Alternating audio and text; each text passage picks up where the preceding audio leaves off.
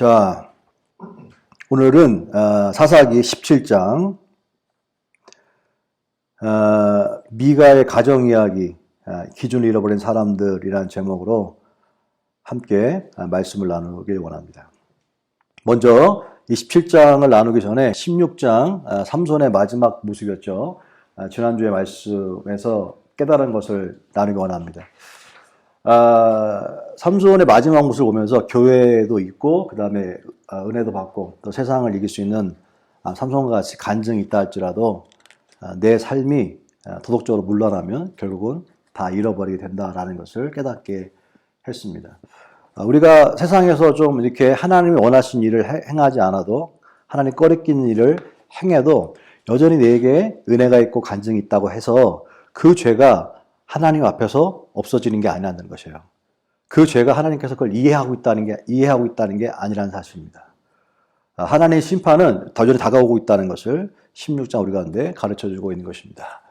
그리고 자신이 이 정도쯤이야 언제든지 죄를 컨트롤할 수 있다는 그 착각이 결국 삼손의 모습이었는데 결국 나중에는 결국 죄에 대해 단호하지 못함 때문에 삼손은 그런 아니란 대처가 결국 종국의 비참한 말로를 맞이하게 된 모습을 16장은 가르쳐주고 있습니다.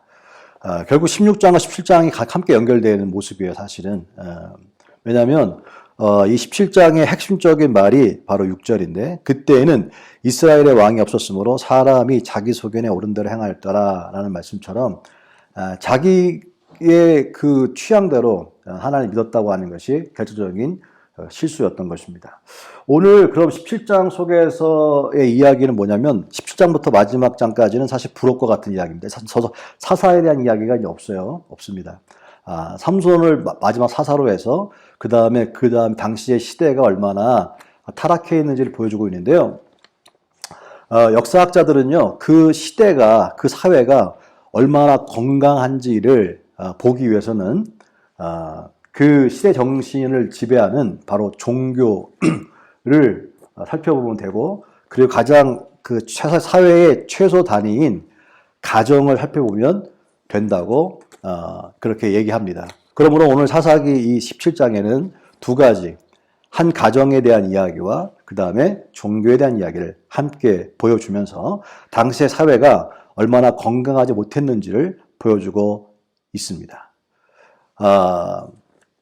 이 17장은 어떻게 보면 오늘 우리들의 앞으로의 시대를 예견해주고 있다라는 생각을 가졌어요. 왜냐하면 16장이 삼손은 사사 아닙니까?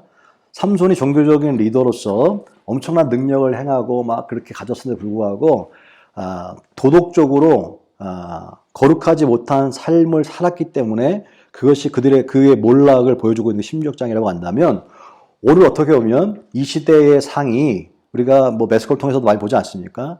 그렇게 어마어마하게 영향력을 끼치고 능력을 행함에도 불구하고 또 여러 부적절한 일들이 드러나서 결국은 목회를 사임하고 비참한 말로를 걷는 것들을 아주 너무 쉽게 이성적인 것들에 대한 것 때문에 너무나 쉽게 보고 있는 상황입니다. 그러면 그 상황이 17장과 연결되는 것처럼 그러면 그 상황이 그냥 떨어진 것이 아니라 바로 어떻게 가정과 이 전체적인 시대에 영향을 미치고 있는지를 보여주고 있는 것입니다. 그러면 우리들의 살고 있는 시대가 17장 같이 될 수 있고 그 삶을 그대로 가고 있다, 재현되고 있다고 하는 사실을 보여줘요. 그러면 이 삶을 재현되고 있는 건 당연한 것이 아니라 이 삶에서 돌이키라고 하는 어떻게 보면 이 경고와 같은 메시지라고 할 수 있는 것이죠. 근데 그 가정이 어떤 가정이냐? 오늘 성경은 그 두 파트로 나눠주고 있는데 하나는 가정이고 미가의 가정을 얘기하고 있고 그 다음에는 한 레위인, 제사장이죠. 레위인, 성직자를 얘기합니다. 어떻게 그 종교와 가정이 변질되어 있는지를 보여주고 있는 것입니다. 그리고 그 이유는 뭐냐? 아까 얘기했던 것은 6절에 그때에는 이스라엘의 왕이 없었으므로 사람마다 자기 소견에 옳은 대로 행하였더라 라고 하는 말로 정의되어집니다. 좀 더 구체적으로 살펴볼게요. 자, 17장의 이야기는 상반이 바로 첫 번째 1절부터 6절까지 내용이 이런 겁니다. 먼저 오늘 성경은 에브라임 산지에 미가라 이름하는 사람이 있더니라고 시작합니다. 에브라임 산지는 북이스라엘을 말합니다. 나중에 이스라엘이 갈라지게 될 때 북이스라엘과 남자가 갈라질 때에 그때 에브라임 산지면 한국으로 말하면 평양 같은 곳입니다. 종교적 성지가 있는 곳입니다. 그곳에 미가라고 하는 사람이 있었는데 미가의 어머니가 있겠죠. 그 어머니가 이름을 져줬을 거 아닙니까? 근데 그 미가라고 하는 이름은 뭐냐? 누가 여호와와 같은가라고 하는 뜻입니다. 이 뜻 다른 말로 말하면 하나님 같은 사람은 이 세상에 없어라고 하는 신앙적인 고백이 들어있는 그런 이름인 것입니다. 지금으로 말하면 이름을 누가 이름이 데니얼이다, 무슨 조셉이다, 아니면 무슨 에스더다, 이렇게 저 주는 게 뭡니까? 이 사람 부모가 크리스찬이구나 라고 하는 것을 느끼잖아요. 그렇게 그 이름이 미가라고 하는 이름이 그렇게 하나님을 경외하는 사람의 가정이구나 라고 하는 것을 알 수 있는 그런 이름이에요. 근데 어떤 일이 일어나느냐?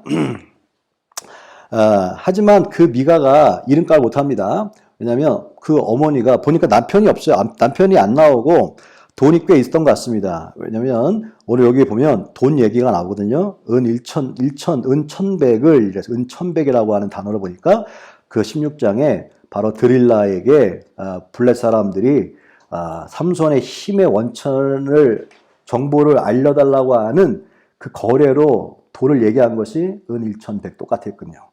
자, 그만한 분량을 주면서 이건 어마어마한 큰 돈입니다. 미가가 어머니 돈을 훔쳐요. 그러니까 큰 돈이 사라졌으니 이 어머니가 어떻게 하냐면 저주 기도를 합니다. 어떤 기도인지 모르지만 아무튼 저주를 엄청 심하게 한 것 같아요.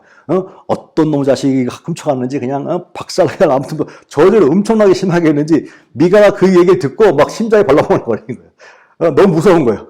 그리고 무서워서 결국은 그 돈을 내놓습니다. 엄마 미안한 죄송합니다. 내가 갖고 왔었어요 하고 내놓는 거예요. 내놓으면 정상적인 반응이면 어떻게 되냐면 혼을 내거나 뭐 해야 되는데 내놓자마자 그 아들을 다시 축복합니다. 하나님의 은혜로 얘가 돌아왔습니다. 막 축복을 막 해줘. 축복해주면서 그 돈 찾은 돈을 가지고 하나님께 삭게 해줬으니 이 돈의 일부를 하나님 위해서 쓰겠습니다라고 또 신상을 만듭니다. 그리고 또 미가는 자기 집에다가 신상을 만들어 준 거, 신상을 다른 말로 말하면, 지고 나가면, 자기 집 안에 십자가도 걸어놓고, 금으로, 교회를 만들어 놓은 것이에요. 교회를 만들어 놓은 거예요. 그런 다음에, 교회 만들어 놓으면 누가 어떻게 됩니까? 또 제사장이 있어야 되니까, 목사가 있어야 되니까, 자기 아들 중에 목사를 아무나 세우는 거야, 그냥. 무허가 목사를 세워놨어요. 그리고, 교회 형태만 있으면 복을 준다는 착각을 하고 있었던 것입니다. 이것이 1.6절까지의 이야기예요. 자, 여기에서 첫 번째, 이 시대가 오늘 우리 시대와 비슷하다고 한다면 그 첫 번째 나타난 현상이 뭐냐면 종교적인 열심이 없는 게 아니에요. 열심이 있어요. 그런데 그 속에 우상이 누구냐? 자식이 우상이었다는 거예요. 자식이 우상이기 때문에 자식이 어떤 일이 벌어지면 자식을 책망하기는커녕 하나님 앞에서 이렇게 예배를 드리고 하지만 다 모든 게 결국 누구를 위한 거예요? 아들을 위한 거였어요. 아들을 위한 거였어요. 자식이 우상이었어요. 하나님께 섬기는 모든 것들도 뭐냐면 내가 잘 되고 자식이 잘 되는 것 때문에. 이것이 당시의 상황이었어요. 그렇다고 한다면 오늘 우리들의 예배하는 모습이 신앙과 목적이 무엇이냐? 신앙과 목적이 자식이니까 사랑해야 되는데 자식이 우상이 되면 안 된다는 거예요. 우상이. 근데 이렇게 될 거고 이렇게 되고 있는 과정이라고 성경은 이미 예언하고 있는 거예요. 과정이. 또 한 가지가 그 아들도 마찬가지. 그런 어머니 밑에서 신앙생활을 했던 미가는 이름이 하나님 같은 사람이 없습니다라고 하는 그 이름 가운데 하나님을 믿는 신앙이 고백이 있잖아요. 그러니까 그 안에 제사장을 세워놓은 거 아닙니까? 그런데 여기에서 성경은 얘기하는 게 뭡니까? 제사장은 레위인이 되어야 되는 것이고 성경이 분명히 가르쳐주고 있음에도 불구하고 이는 그냥 자기 생각에 옳은 대로 그냥 자기 아들 중에 하나 세우면 되는 거지 뭐. 지금 말하면 만인 제사장인데 꼭 목사만 이렇게 설교할 수 있나? 누구나 할 수 있는 거지. 라고 하면서 자기 아들을 세워서 교회 형태만 갖추어 놓으면 복을 받는다고 생각을 한 거예요. 모든 사람들이 교회 형태만 가져오면 하나님 복을 주신다고 착각하고 있는 거예요.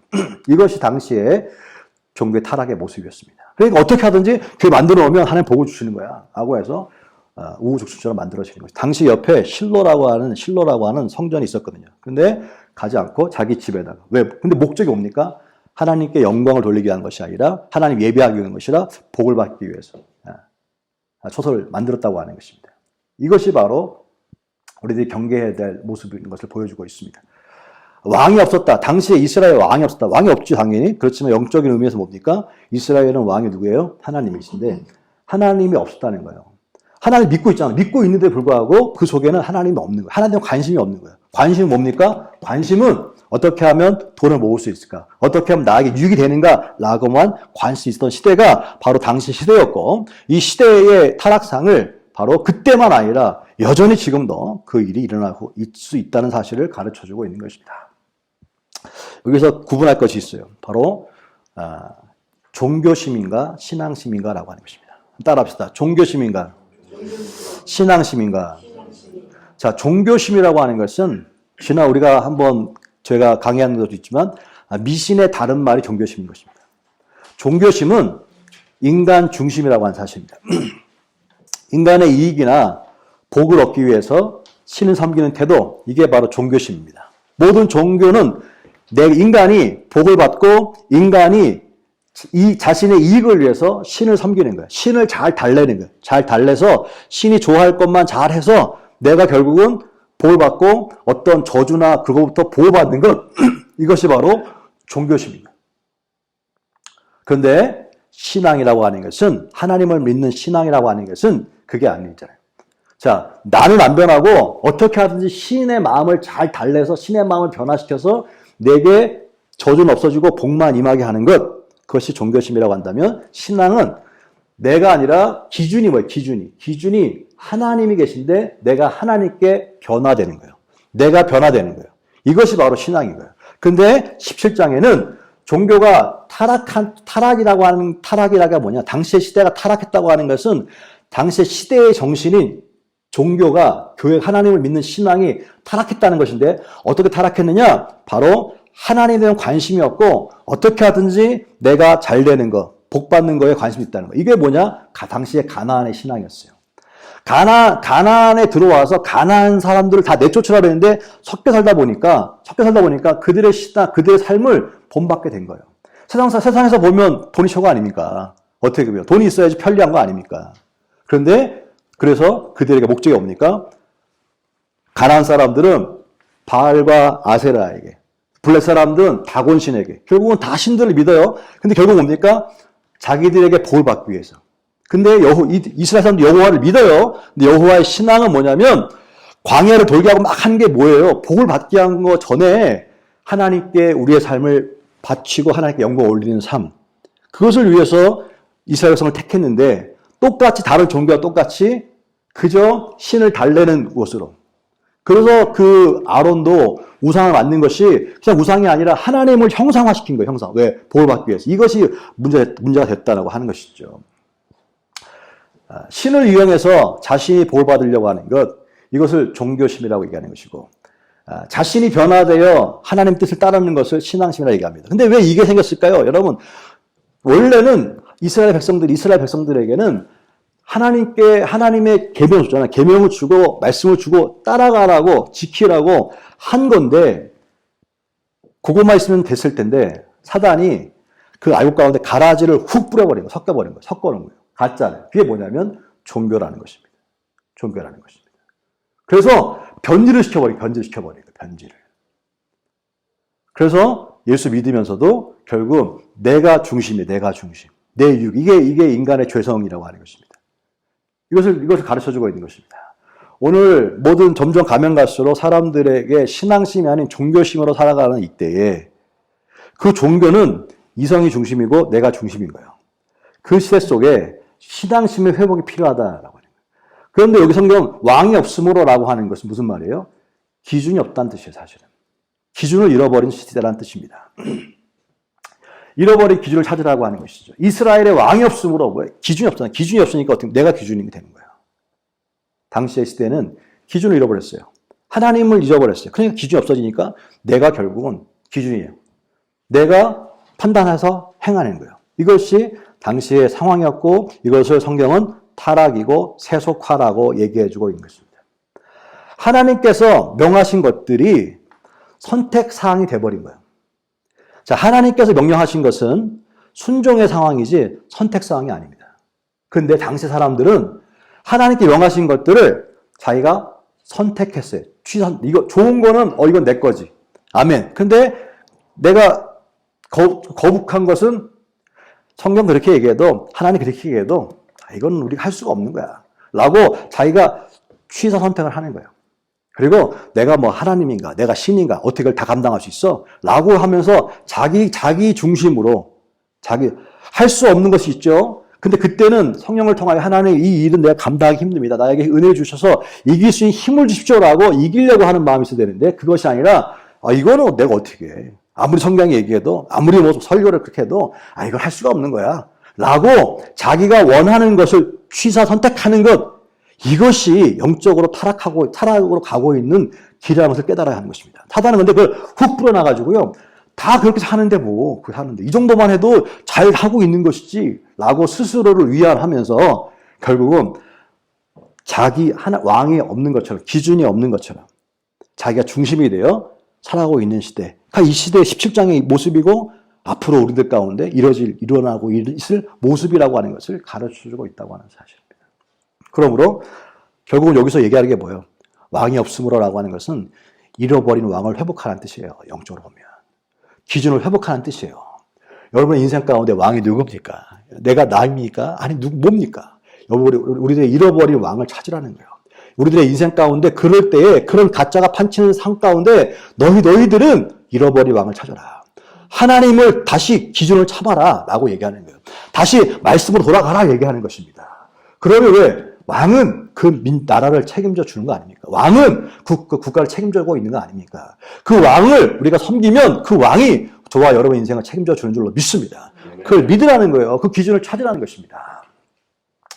미가 그 5절에 보면 그 사람 미가에게 신당이 있으므로라고 합니다. 자, 아까 얘기했죠. 성전은 실로에 있었는데 자기 가까운 집에 만들어 놨어요. 자, 예배는 나의 유익을 위해서 드리는 게 아닙니다.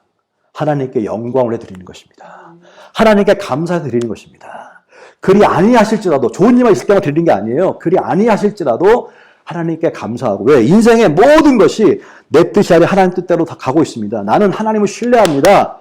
그렇게 믿고 가는 것 그것이 바로 예배인 것입니다.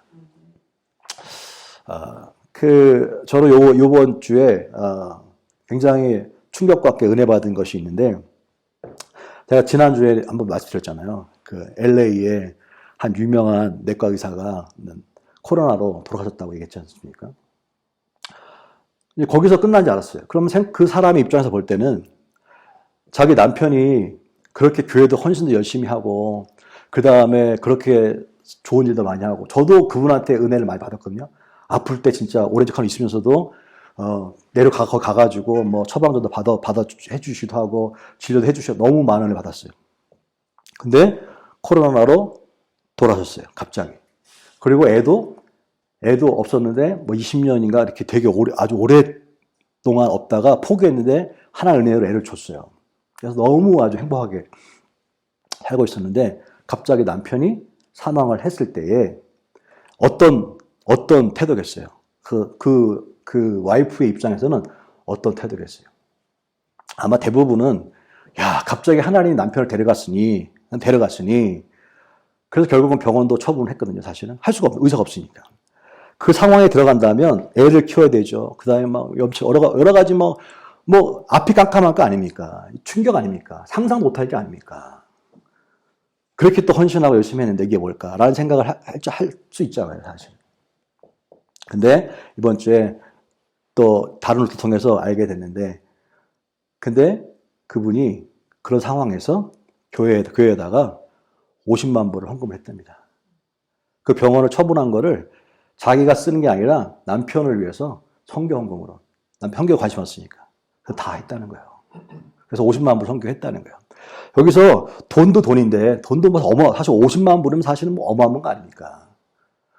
돈도 돈인데, 자기가 살려면, 애를 데리고 살려면 돈이 필요하고, 앞으로 뭘 하려면 당연히 그게 필요할 거 아닙니까? 그런데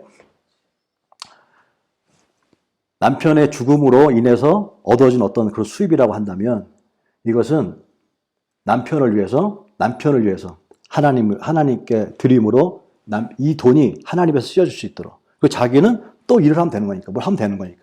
와, 그 얘기를 듣고요. 어마어마한 충격과 함께 은혜를 받았어요. 이게 뭐냐면, 보세요. 내 유익을 위한 거라, 내 유익을 위한 신앙이라고 한다면. 그러면서 이 17장을 딱 같이 맞는 게 아닙니까?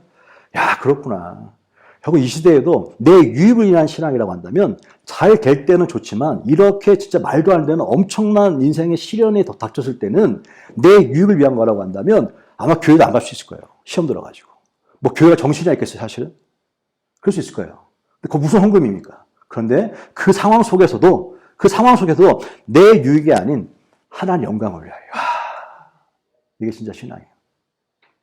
이분은 제가 선교 목사할 때 그 선교국에 같이 일했지만 이분들은 그 1.5세에다 남미에서 이제 거기서 살다가 이제 오신 분들이거든요. 그러니까 스페니쉬어라 그러니까 뭐 아무튼 K타운에서도 뭐 스페니쉬 환자들도 많고 스페니쉬 잘하니까 그랬어요. 그런데 이게 사람이 위기 때 그 사람의 진짜 신앙이 보이는 거예요, 사실. 위기 때. 그렇구나. 결국은요, 모든 시대가 돈이 중심인 시대 속에서도 결국은 하나님은 우리가 늘 이 사사기를 보면서도 남은 자들이라고. 결국은 그렇게 하나님의 역사는 그런 사람들 통하여 계속 일어나고 있는 거예요. 할렐루야. 자, 결국은 보면요, 이번 주에도 책 하나 있는데, 거기에 보니까, 우리들의 가치에 대한, 밸류에 대한 얘기를 하는데, 밸류가, 사람의 밸류에 대해서 얘기하는데, 여러분들이, 사람들, 몸값이라고 하잖아요. 여러분 몸값은 얼마입니까, 도대체?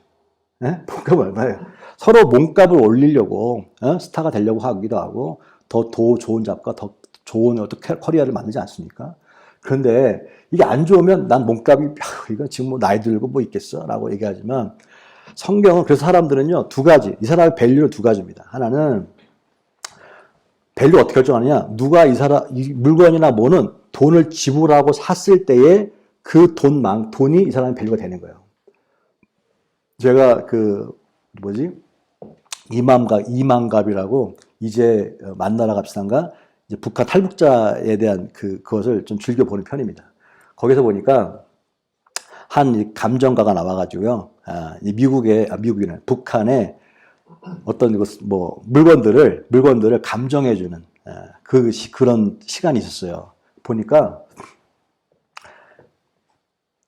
원래는 북한 물건은요 감정이 안 된답니다. 사람들이 갖고 왔어요. 이거 얼마짜리입니까? 물어볼 거 아니에요. 감정이 안 된대요. 그 이유가 뭐냐면 감정이 되려면 이것이 유통이 돼야 된다. 유통이. 그거 사야 될 거 아닙니까? 사고 팔고 해야 되는데 팔질 않으니까 그 밸류를 먹일 수가 없다는 거예요. 유통이 돼서 그것이 사람들이 얼마 주고 산다 했을 때 그 가치가 그 물건의 가치가 되는 거예요.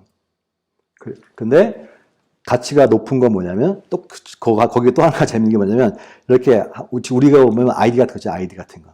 북한도 그런 아이디가 있더라고요. 근데 이게 되게 옛날 거야. 얼마입니까? 그랬더니 10,000원인가 얼마밖에 안 되더라고. 왜 그러냐 했더니 이 사람은 그냥 평민이라는 거야. 평민. 예를 들어서 뭐 장성택이라든가 김정은 같이 이런 아이디면 엄청나게 비쌀 텐데 그냥 평범한 사람이기 때문에 이 밸류가 없다는 거. 아무리 오래돼도 그런 것처럼 그 사람이 누구에게 속했느냐가 되게 중요해요. 어디 속했느냐. 분류가.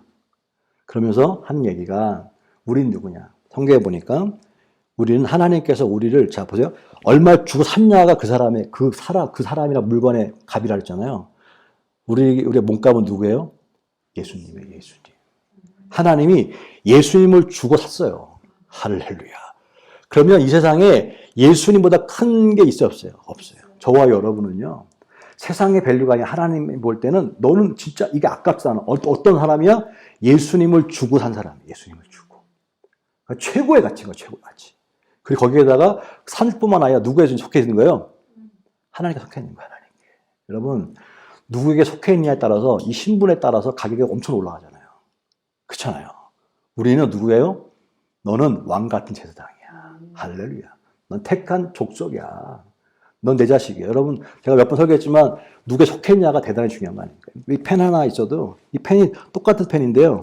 제가 쓰는 펜하고 진짜 되게 유명한 누가 펜을 쓰는 펜하고 어떻게 가치가 다를 거 아닙니까?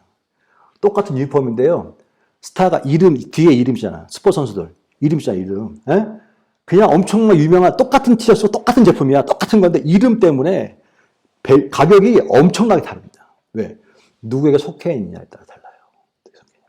베드로와 같이 별거 아닌 사람도 예수님이 택해서 제자가 되니까 그냥 어부 아닙니까? 뭐가 있어, 사실은. 뭐가 있어요. 그런데도 신앙의 위대한 인물이 되고 캐톨릭에서는 초대 신부로, 초대 교황으로 받들지 않습니까? 뭘 얘기해요?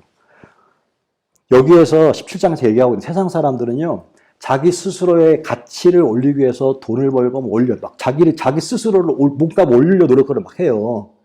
그러니까 어떻게 자기 중심적 신앙이 되는 거예요. 그런데 성경은 뭘 얘기하고 있느냐? 너희들은 내 스스로 막 하려고 하지 말고 어떻게? 우리는 이미 하나님이 우리를 택했잖아요. 자, 예수님을 바꿨어. 그만큼 너는 어마어마한 존재야. 자기 자존감이 내려가는 사람들은 하나님을 믿는 게 아니에요. 어떤 상황에 있어도 보세요. 우린 누구냐? 하나님이 예수님과 바꾼 사람이야, 나는. 그리고 하나님 속해 있는 사람이야. 할렐루야. 그러니까 어떻게 뭘 더 이루려고 하는 게 애쓰는 게 아니라 하나님께 붙어 있으려고 하는 것. 관심과 모든 것이 누구에 하나님께 있어야 된다는 사실이에요. 그것이 바로 뭐냐? 건강한 것이고 그것이 종교인이 아니라 신앙인이 되는 것이고 그것이 이 세상을 벗어나서 진짜 날마다 행복하고 감사하고 진짜 찬양할 수 있는 놀라운 환경과 상관없이 할 수 있는 비결의 사실을 잊지 않게 되시길 축복합니다. 아멘. 아멘. 그렇기 때문에 골프장에 안 가고 여기에 와 있는 거예요. 예배를 드리고 있는 거예요. 골프장 가면 재밌죠, 즐겁죠. 그런데 여기 있는 이유가 뭡니까? 근데 거기 끝나면 또 그냥 뭐 지치고 힘들고 허망 똑같은 거예요, 삶은. 끝나면. 세상에는 모든 것은 그 하는 순간은 재밌지만 끝나면 다시 원점인 거예요. 나띵인 거예요. 모든 것이 할 때는 재밌어, 할 때는 즐거워. 그런데 세상에 있는 모든 것들은 끝나면 원점인 거예요. 그러니까 그걸 반복하는 거죠. 반복하는 게 뭘까요? 그걸 중독이라고 얘기하는 거예요. 근데 결국 남는 게 하나도 없는 거예요. 그래서 그 인생은 성경은 잠언서 얘기하기를 사람의 눈에 볼 때는 필경 바른 길 같으나 결국은 사망의 길이다 라고 잠언서 16장은 솔로몬은 얘기하고 있는 것입니다. 사람 볼 때는 그게 맞는 길인 것 같은데 끝은 사망의 길이래요. 그 이후에 보면요, 레위인에 대한 모습이 나오는데, 자, 여기 보면 유다 베들레헴에 한 레위인이 나옵니다. 레위인이 나오는데 레위인이 거처를 위해서 남쪽에 있는 사람이 북쪽으로 갑니다. 이유가 있어요. 왜 그러냐면 당시에 이 종교상을 보여주고 있어요. 사람들이 레위인은 일을 하는 사람이 아니잖아. 레위인은 일을 하지 않고 사람들이 가지고 있는 12의 1조를 가지고 생활하는 사람인데 뭐 이런 신앙가 자기 중심적인 삶인데 무슨 뭐 하나님 영광을 위해서 뭘 헌신하겠습니까? 그러다 보니까 레위인들이 자리가 없는 거예요. 저처가 없는 거예요. 왜 생활이 안 되는 거예요. 그러니까 결국 나와서 큰 도시로 가는 것이죠. 큰 도시인 에브라임 산지로 가서 찾다가 미가라고 하는 사람의 집에 우연히 가게 됩니다. 그래서 보니까 아까 얘기했잖아요. 자기가 다 집에 교회 형태를 다 만들어 놨는데 제사장이 없는 거야. 그러니까 자기 아들이 태어났는데 찝찝해, 뭔가. 그런데 이 사람이 누구예요? 이거 제사장이거든, 이게. 레위인이거든. 잘됐다. 내가 성경에 있는 대로 당신에게 은과, 그 다음에 의복 한 벌과 먹을 것을, 은열과 의복 한 벌과 먹을 것을 줄 테니까 우리 집에서 제사장을 해달라. 라고 해요. 쉽게 말하면 당신에게 먹고 자는 걸 다 내가 해결해 줄 테니까 우리 집에서 날마다 나를 위해서 기도해주고 우리 집을 위해서 복을 좀 빌어달라라고 얘기하래요. 그러니까 이 제사장이 이 레위인이 보니까 오케이 하고 그 다음에 거기서 이제 그 집에 들어가서 제사장을 합니다. 그랬더니 마지막 절에 오니까 이제는 미가가 생각할 때 이제 드디어 레위인이 내 제사장이 되었으니 이제 여호와께서 내게 복 주실 줄을 아노라. 끝까지 보게 됩니다. 자, 이게 뭡니까? 결국은 지금 여기에 모든 상황은 다 돈과 연결된 거예요. 이 제사장도 지금 레위인도 어떻게 해요? 레위인이 한 가정에 들어가서 그 가정을 위해서 복주는 이 기복적인 신화가 바뀌었잖아요. 뭐 때문에? 돈 때문에. 먹고 사는 걸 해결해 준다니까. 돈 때문에 매여 있게 된 거예요. 그리고 그 사람이 하나님께서 원하시는 것이 아닌 그 사람이 원하는 데 빌고 있어요. 이게 다 뭡니까? 이걸 타락이라고 얘기하는 것입니다. 타락이라고 얘기하는 거예요. 이렇게 가정도, 교회도. 여기 다 보면 하나님을 안 믿는 게 아니잖아요. 하나님 다 믿고 있는 거잖아요. 둘 다. 열심은 있는데 다 결국 뭡니까? 그 목적과 수단이 다 무엇을 위해서 움직입니까? 하나님이 아닌 자기의 유익을 위해서 움직이는 거예요. 자기의 편리함을 위해서 움직이는 거예요. 이것을 타락이라고 얘기하는 거예요. 자, 그런데 놀랍게도 디모데후서 3장 1절에 보면요. 보이시죠? 한번 읽어볼까요? 시작. 마지막입니다. 마지막에 시작. 말세에 고통하는 때가 이르러 사람들이 자기를 사랑하며 돈을 사랑하며 자랑하며 교만하며 비방하며 부모를 거역하며 감사하지 아니하며 거룩하지 아니하며. 야, 이거는 나중에 쓴 얘기인데 말세에는 이런 고통이 이런 거래요. 사람들이 자기를 사랑하며 돈을 사랑하며. 결국 시대적인 말세도 있지만 결국 인생의 말세는 뭐냐? 자기를 사랑하며 돈을 사랑하며. 근데 결국 성경은 뭘 얘기하고 있는 거예요? 자기가 아닌 이웃을 사랑하며 돈이 아닌 하나님을 사랑하라고 얘기하고 있는 거예요. 결국은 우리 하나님을 위해서는 다른 사람을 사랑하고 하나님을 사랑하는 것이 맞는데 말세가 되어지면 자기를 사랑하고 돈을 사랑하는 거예요. 이것이 십장의 모습이고 그리고 영적으로 타락한 말세의 모습이 바로 그런 모습이라고 하는 것입니다. 우리의 신앙이 건강한지 건강하지 않은지 내 신앙이 건강한지 건강하지 않은지를 언제 알 수 있느냐 이것이 기준인 거예요. 나는 나를 사랑하는가 나의 유익을 먼저 추구하는가 아니면 돈을 사랑하는가. 돈 사랑하죠. 그런데 성경은 우선순위 먼저 하나님을 위하여 하나님 영광을 내가 오늘 예배드릴 목적은 내가 한 주간도 편안하고 한 주간도 무사하기 위해서 하나님 앞에 잘 보여야지 그게 아니라 이미 한 주간도 지낸 것도 힘든 일도 있었고 어려운 일도 있을 수 있죠. 어떤 때는 또 어떤 주는 또 좋은 일도 있고요. 상관없이 하나님이 나를 붙잡고 계십니다. 하나님 한 주간도 너무 감사했습니다. 좋았을 때는 좋아서 감사하고 안 좋았을 때도 하나님 뭔가 뜻이 있겠지. 하나님 계획하시는 믿습니다. 라고 고백하는 마음, 내 인생의 왕은 주님이십니다. 라고 하는 마음으로 예배를 드리는 거예요. 그러다 보니까 하나님이 어떻게 책임져 주시는 거예요. 그 인생을 책임져 주는 겁니다. 6절에 보면 그때에는 이스라엘의 왕이 없었으므로 사람마다 자기 소견에 옳은 대로 행하였더라. 다시 한번 이 말씀이 너무 중요한 말씀이기 때문에 다시 한번 꺼내봤는데요. 그때에는이라고 해요. 그때가 언제예요? 자, 리더십과 이 방향을 잃어버린 사람들이 살아가고 있는데 뭘 위해 살아가는지 모르는 시대를 말해요. 그때에는. 그러니까 믿긴 믿는데 뭘 위해서 믿는지도 몰라요. 미래가 안 보이는 시대를 말합니다. 학교에서 애들하고 애다가 물어보면 왜 그러냐면 애들이 가장 많이 하는 게 뭐예요? I don't know. 왜 그렇게 했으면 I don't know. 그 제일 많이 해. 몰라. 모르겠대. 근데 왜 그랬어? I don't know. I don't know. 애들만 그럴까요? 우리들에게 당신은 어떻게 살고 있습니까? I don't know. I don't know. 당신은 앞으로 오늘 2021년도에 벌써 이제 반이 지나가는데 나머지 반은 어떤 마음을 사시겠습니까? I don't know. 이게 그때의 상황입니다. 그때의 상황이에요. 당신의 앞으로의 미래는 모르겠습니다. I don't know. 주님이 아시겠죠. 주님이 아시겠죠. I don't know. 이번 주에 어떤 선교사님하고 우리 통화하다가 어떻게 지내십니까? 뭐 이렇게 하다가 보니까 너무 힘들어 하시더라고. 대책이 없어. 근데 아니 어떻게 하시려고 그러십니까? 하나님 알아서 하시겠죠. 제가 그랬어요. 하나님이 알아서 하시는 거를 하다 보면 더 힘들어집니다. 믿음이 없어하는 얘기가 아니라 지금 정신 차리고 하나님 알아서 하시겠지라고 손 놓고 있는 것이 아니라 지금 당신이 뭘 해야 될지를 해야 됩니다. 그 믿음 없어하는 게 아니에요. 제가 돌아봤더니 알아서 하시겠지. 아무런 일도 일어나지 않습니다. 아무런 일도 일어나지 않습니다. 하나님은 우리에게 귀에 줬음에도 불구하고 이거는 게으름이에요. 게으름. 그냥 아무것도 안 하고 알아 해주겠지 뭐. 그냥 I don't care. 그러면 안 변합니다. 안 변합니다. 그건 신앙이 아닙니다. 하나님 원망할 일이 아닙니다. 내가 하나님에서 했는데 근데 결국 한 게 뭐 있는데요. 너 그렇지 않아요. 오늘 우리에게도 시간들 마찬가지입니다. 하나님에서 애쓰고 하지만 내가 하나님 앞에서 하나님 사랑하기 때문에 섬기려면 돈이 있어야 되는 거 아닙니까?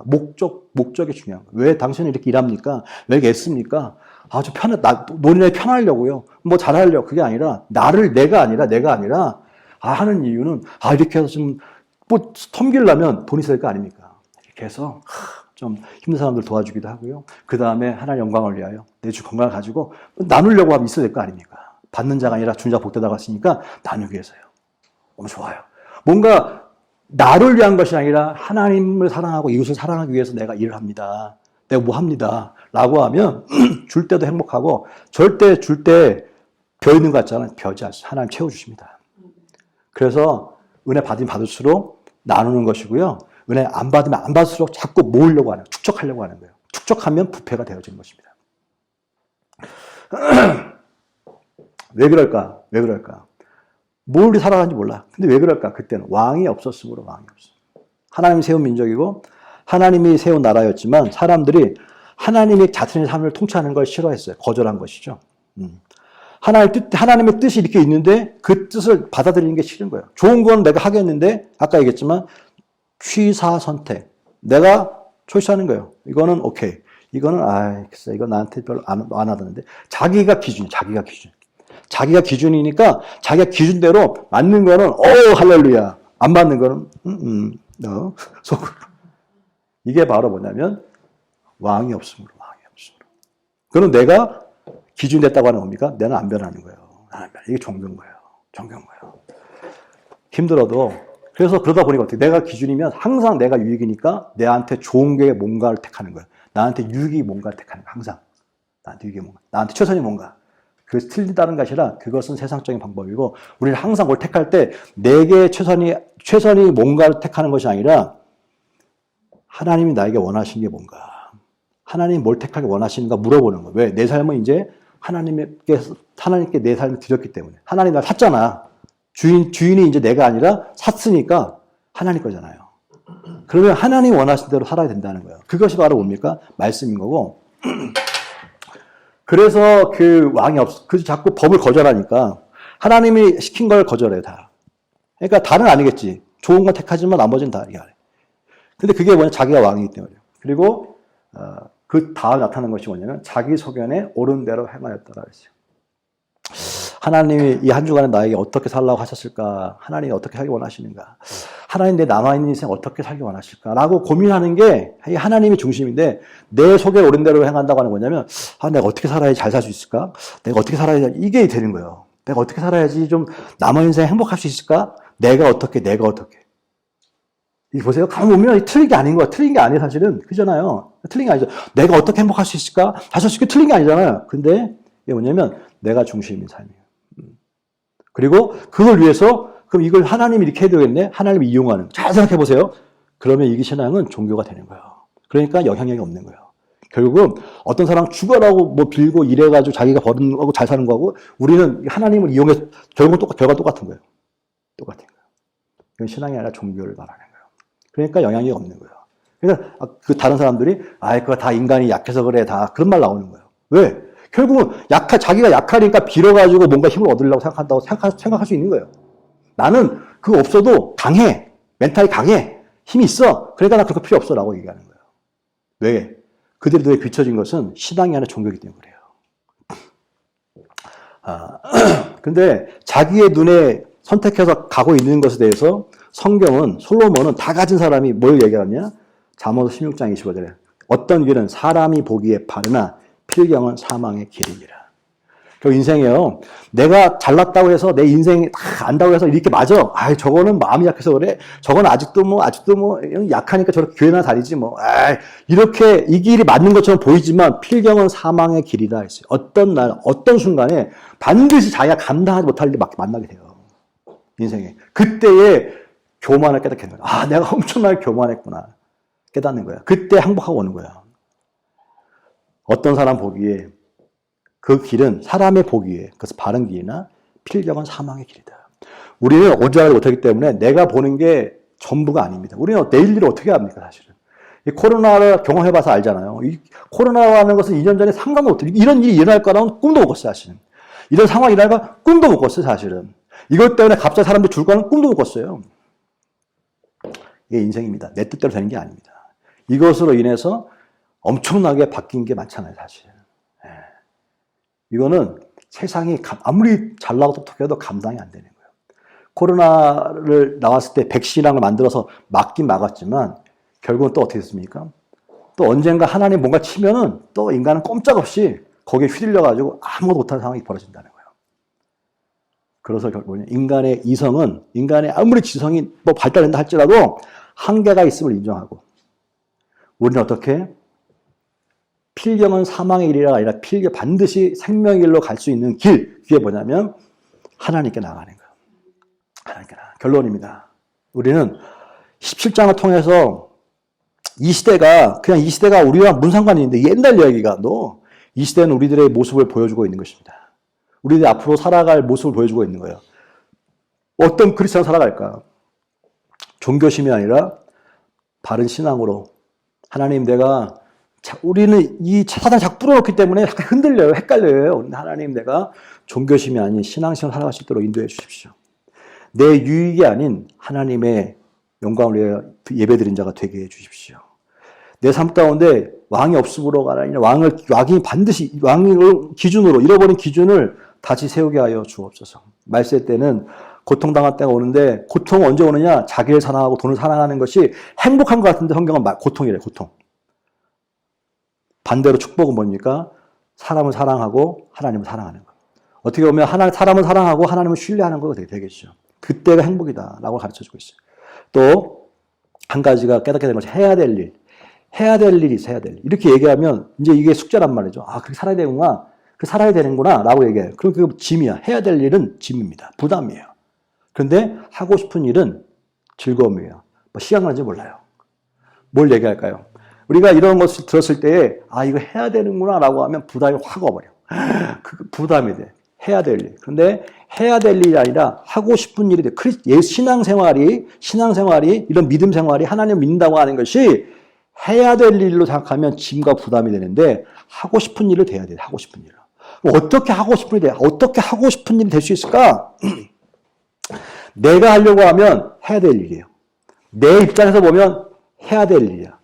성령이 하시면 하고 싶은 일이 되어지는 거야. 할렐루야. 그래서 성령이 날 장악하면 딱 완전 사로잡아 버리면요.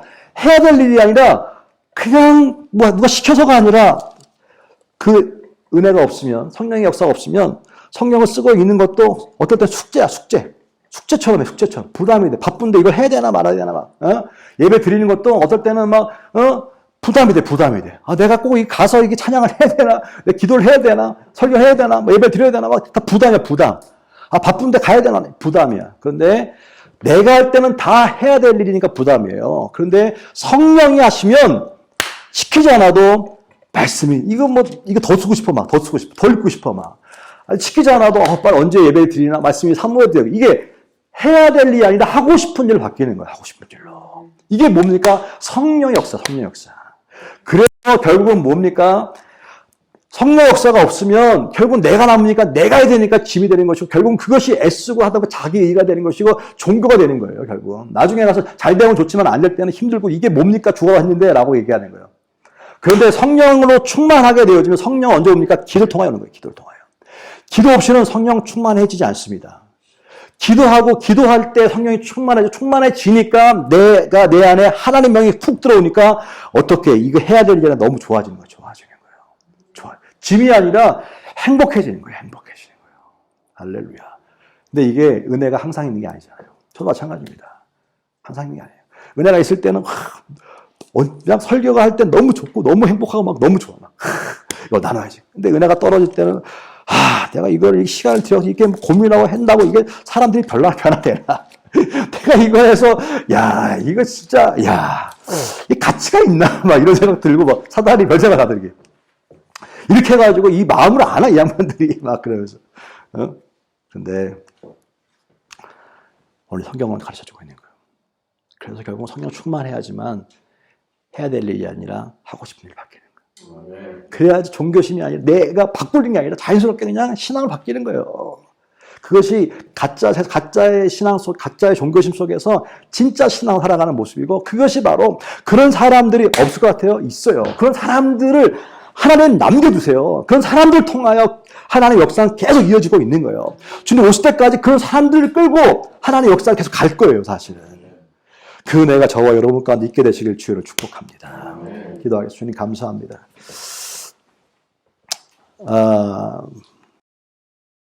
오늘 우리는 어떤 크리스찬으로 살아가고 있습니까? 주님, 아무리 몸부림쳐도 세상을 이길 힘이 없습니다. 그렇습니다. 그러기에 늘 때로는 신앙이 짐이고 하나님 믿는 것이 의무적인 때가 더 많이 있습니다. 그런데 내 힘이 아닌 하나님의 힘으로, 성령의 힘으로 이 해야 될 일이 아니라 하고 싶은 일을 받기를 소망합니다. 성령 하나님, 나를 사로잡아 주옵소서. 성령으로 충만케 하여 주셔서 의무적인 종교 삶이 아니라 정말로 기뻐, 정말로 뭐 하고 싶어 안 달랄 정도의 감사가 넘칠 수 있는 그런 신앙 있게 하여 주옵소서. 그래야 그 기쁨과 감사가 날마다 매 순간마다 넘치는 역사 있게 하여 주옵소서. 어두운 시대에 빛을 비출 수 있는 그런 놀라운 크리스찬으로 우리를 새롭게 하여 주옵소서. 예수님의 이름으로 축복하고 기도했습니다. 아멘. 할렐루야.